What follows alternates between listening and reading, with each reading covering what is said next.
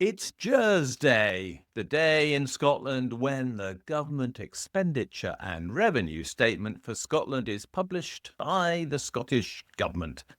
Every year, it's presented as the truth about Scotland's public finances, and in reality, it's a completely rubbish approximation to the truth, or it's crap, as I've always described it.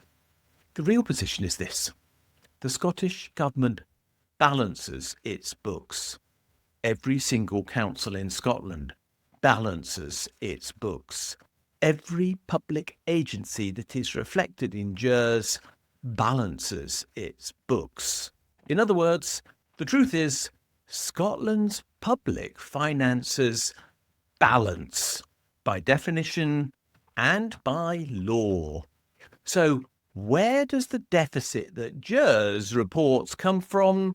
Well, it comes from the actions of the UK government. It has to, because nobody else can create this deficit on behalf of Scotland, because nobody else has the legal power to do so. And therefore, if Scotland is running a deficit, we know who to blame. It's Westminster, and nobody at Holyrood is responsible.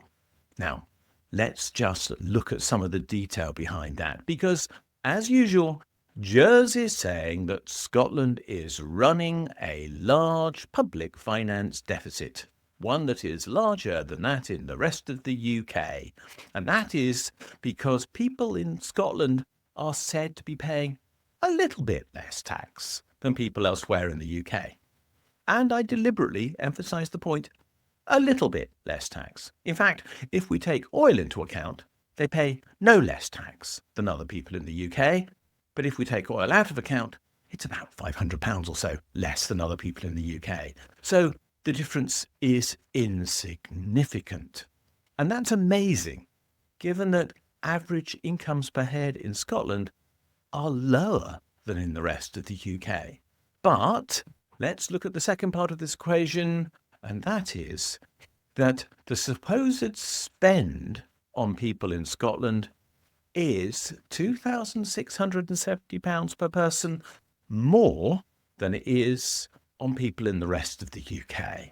It's over 21,000 and it's around 18,000 per person in the rest of the UK, a figure which you're probably going to find pretty staggering because you're going to try and work out how you get that much benefit. And the answer is, it's very hard to work out. But the point is that the deficit per person in the UK is £2,200 per person, and it is claimed as a consequence of adjusting for these tax figures and for the extra deficit for people in Scotland that the deficit per person in Scotland is over £4,700 per person per year. And I'm going to put it to you that that is nothing to do with what is actually happening inside Scotland's public finances for the reasons I've already explained. They balance.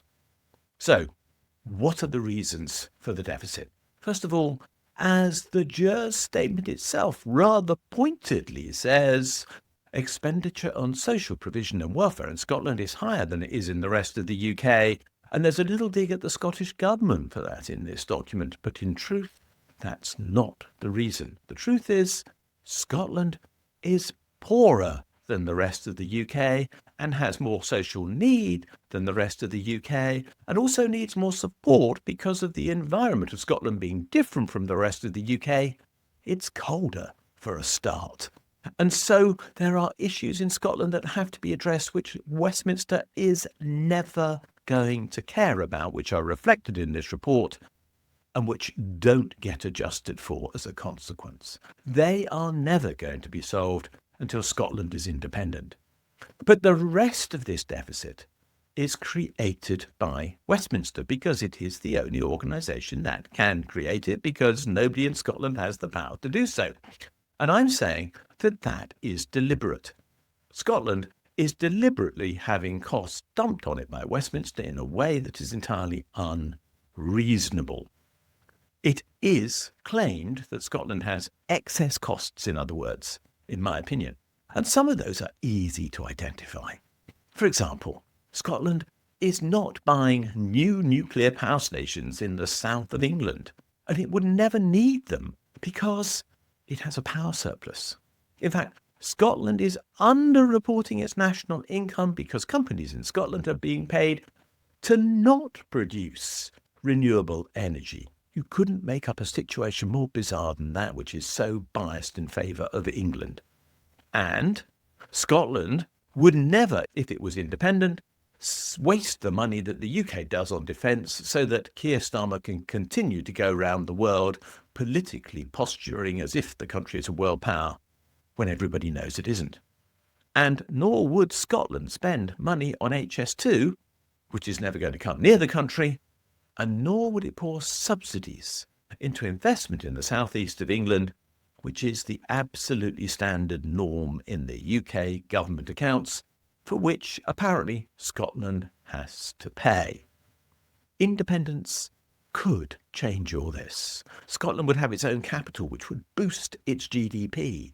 All profits earned in Scotland would be taxed in Scotland, and I very strongly suspect that is not the case at present. All interest paid in Scotland would be taxed in Scotland because it would have to be paid to Scottish banks, and I very strongly suspect that that is not being accounted for properly at present. And in addition, all VAT paid in Scotland would definitely be collected in the country, and once more, I'm not at all convinced that is happening right now, and Scotland could, if it was an independent country, crack down on the small company abuse that is now denying the revenue across the whole of the UK tens of billions of pounds and therefore costing Scotland a significant amount as well. And all of this could be done to change the way in which Scotland's accounting works. But Westminster isn't interested in doing that. So long as it can dump its costs on Scotland and Wales and Northern England and Northern Ireland, then it doesn't care that it is making losses in those areas as a consequence of its accounting, because it can blame them for being the burden on the rest of the UK. They keep wasteful projects alive on the basis of this, while starving Scotland of funds to meet real needs. This is accounting abuse on a giant scale. The figures that are used in GERS are flawed because the UK government supplies what is, in my opinion, and I'm allowed to have this opinion, flawed apportionments of UK national data. And Scotland has no control over this. What it's charged for is a matter for the UK government to decide and not for Scotland to decide. America sought independence for less reason than that, and these estimates would all change if independence was to be a reality. In fact, in fairness, GERS says that.